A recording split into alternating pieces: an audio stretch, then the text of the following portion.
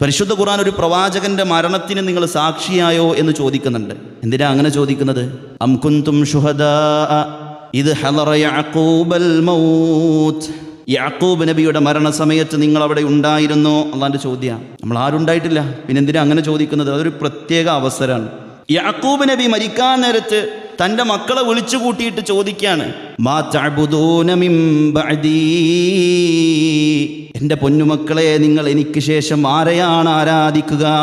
ദീനിൻ്റെ പരിശോധനയാണ്. മക്കളുടെ സാമ്പത്തിക ലെവൽ എന്താണ്, അക്കാഡമിക് അവിടെ എവിടെ എത്തിയിട്ടുണ്ട്, ഏതെല്ലാം സർട്ടിഫിക്കറ്റുകൾ അവർ കൈകാര്യം ചെയ്യാൻ അവർ കരസ്ഥമാക്കിയിട്ടുണ്ട്, ഏതെല്ലാം തലങ്ങളിൽ അവർ എത്തിപ്പെട്ടിട്ടുണ്ട് എന്നല്ല, മറിച്ച് പ്രിയമുള്ളവരെ, മഹാനായ യാക്കൂബ് നബി അലൈഹിസ്സലാത്തു വസ്സലാം മക്കളിൽ പരിശോധിക്കുന്നത് അവരുടെ ദീനിയായ നിലവാരം എന്താണ്, അവരുടെ ദീനിയായ അവരുടെ സ്റ്റാറ്റസ് എന്താണ്, അതാ ചോദിച്ചത്. അവരെ ഒന്നടങ്കം പറഞ്ഞു, ഖാലൂ നഅബുദു ഇലാഹക വ ഇലാഹ ആബായിക്.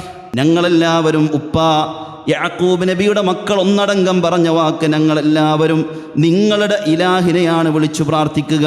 നിങ്ങളുടെ പൂർവ്വപിതാക്കന്മാരായ ഇബ്രാഹിം നബി അലൈഹിസ്സലാത്തു വസ്സലാമയും ഇസ്മായിൽ നബി അലൈഹിസ്സലാത്തു വസ്സലാമയും ഇസ്ഹാഖ് നബി അലൈഹിസ്സലാത്തു വസ്സലാമയും ഇവരൊക്കെ ആരെയാണോ വിളിച്ചു പ്രാർത്ഥിച്ചത് അവരോടാണ് ഞങ്ങളുടെയും പ്രാർത്ഥന. പ്രിയപ്പെട്ട ഉപ്പ, വാക്ക് സമാധാനായി, വാക്ക് മനസ്സിലായി, എൻ്റെ മക്കൾ ദീനുണ്ട്, അൽഹംദുലില്ലാ.